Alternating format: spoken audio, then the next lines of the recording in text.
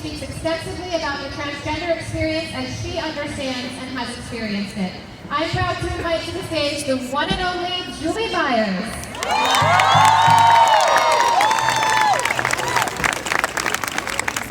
All right, before I get started, I want to do a head count. Good morning. Good morning. I am so happy to be here, and I'd like to thank you all for coming out as I announce my candidacy for the Republican nomination for U.S. Senator from Arizona. Thank you. I mean, everyone else is. Why shouldn't I, right? Because you know, we've got to mix the mortar to fix the border. Okay, now listen. I try to give everybody the benefit of the doubt, even people like Kelly Ward. And having done so, I can tell you now that that sounds just as batshit crazy coming out of my mouth as it did going in my ear. Scattered throughout our history, and fairly frequently since the end of the Second World War, have been promulgations of doctrines defining American policy. Doctrines named for the presidents whose administrations implemented them. There was the Monroe Doctrine, which meant to establish a nascent American supremacy in the Western Hemisphere. There was the Truman Doctrine, instituted at the dawn of the Cold War to assert our domination in any area of the world where Soviet aggression was going to happen. Most recently, there has been the Bush Doctrine, a post-9/11 declaration to put on notice states that sponsor and support international terrorism. Well, not American international terrorism. All of these doctrines shared one commonality.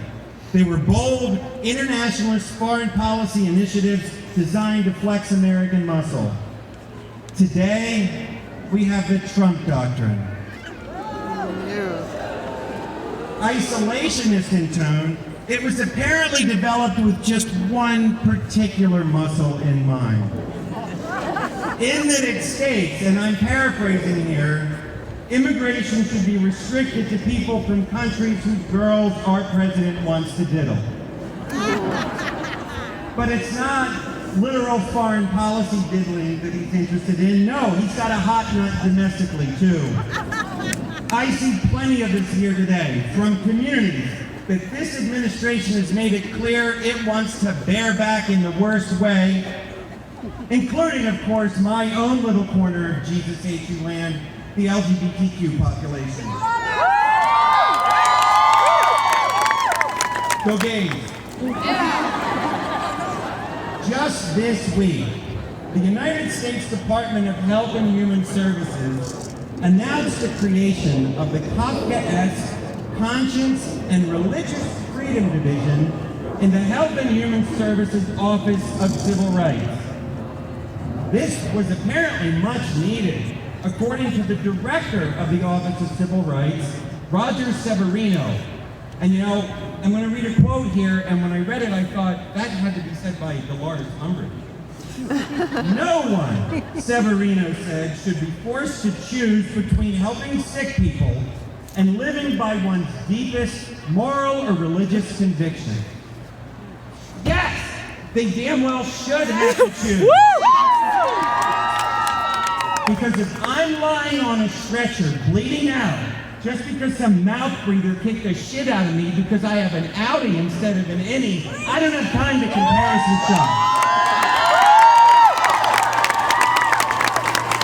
If you're there, if you've chosen to become a healer, your patients don't have the luxury of deciding when to have a stroke or be assaulted until the humanist doctor clocks in. Doctors should not be allowed to pick and choose who deserves medical care. And that goes double when it comes to women who don't have time for a healthcare provider to consult their pastor or Holy Scripture or a Ouija board before deciding whether or not women should have sovereignty over their own body. A doctor's conscience should never take precedent over a woman's rights. And it should never be the position of a government to support clinicians who believe they should be able to restrict access to safe, ethical, and legal procedures simply because Schrodinger's fetus has their knickers in its face. But I digress. I was asked to say a few words this morning to educate all of you on trans issues and how the current administration influences them. I mean, personally, this trans has a lot of issues, but that's not really part of why I'm here. When I think about what our most important issues are, where they come from, and where the most meaningful improvement needs to occur, I've got to be honest. I don't think about conservatives or evangelicals. I think about most of you. Ultimately, the most important influence on my daily quality of life isn't from those whose views are so far out there that it would take a cerebral enema for them to understand what my reality is. It's the well-meaning, but voluntarily poorly educated, who are my ally, really only because they read somewhere that they are, who make my life far more frustrating than it needs to be. Your support is hollow unless you've done the work to understand what the hell it is you're supporting, what it means to be trans, what our struggles are, what it means to be lucky enough to be me. So ask questions, okay? And then listen to our answers. And most importantly, be sure to get to know trans people who don't look like you. Do the work to understand how the challenges of navigating life as a transgender human being are 100 times harder for the person who happens also to be an immigrant. Many of you, those of you whose appearance and sexuality and gender identity and name aren't going to get doors closed in your face, you are the only lifelines that many of us have to the tables and rooms where decisions that affect our lives are being made. And I know for a fact that there are plenty of you sitting there at those tables and speaking with well-intentioned ignorance. And in times like these, that's just not going to do.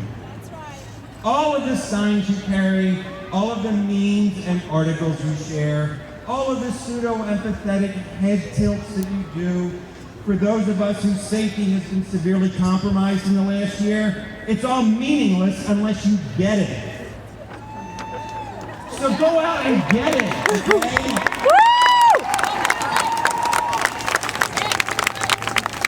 Read, ask, process, synthesize, or get the hell out of the way and give your seat to someone who's at least willing to admit that they don't know. Because my life and the lives of everyone different from quote-unquote normal depend on it. And in conclusion, as we prepare to march, I would like us all to remember the inspirational words of that great humanitarian Eleanor Roosevelt, who on her deathbed sat up and looked around the room at her family and friends and said very clearly, "Fuck Trump."